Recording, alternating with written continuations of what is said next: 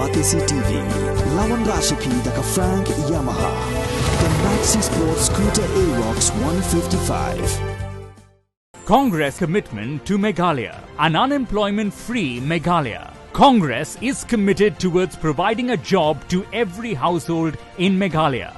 5 commitments na kasing Congress na kabinta ka 5-star Meghalaya. Kipuliat jong Jorabat Police Outpost hakajanmit arpo terek urumpang arjar arpulai. Kila kem prangut kibriu bat Kynthup sangut kibanari Bhoi district kibadan keti ban Nongtuh ya Thuk arsaka na keleng kijaka jong kejala Assam bat kejala Meghalaya.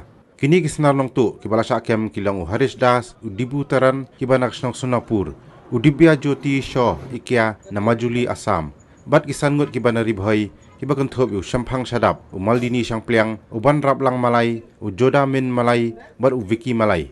Nagini Snar Nongtuh Thuk kipulit kilayo ban kerup ya artli kiskuti arsaka bat kawe ke motorbike KTM uwe ushabi bola penankam ban Nongtuh ya ki Thuk. Layo objektif bagani ke kenhun jong Nongtuh Thuk. Kadai kabalik ya kini ke kam runar hakeleng ki jaka jong ka Assam bat ri Bhoi district ha Meghalaya. Nakaliang jong kipulit ke Jorabat Police Outpost kilang pelong ya ke jing tokit ban lap din syuk ya ke jing don keti jong kini ki Snar Nong Luti.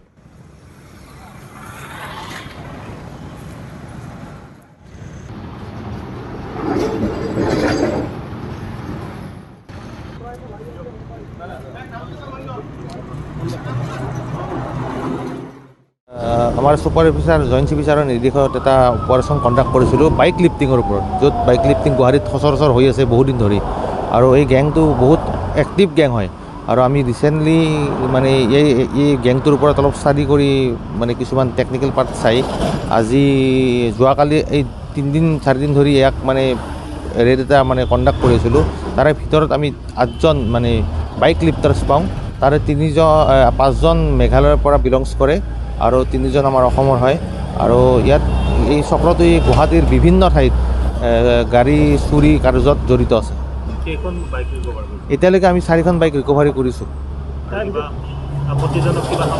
পাইছোঁ এটা মাষ্টাৰ কি পাইছোঁ যিবিলাক যি কি দি তেওঁলোকে গাড়ী সচৰাচৰ চুৰ কৰে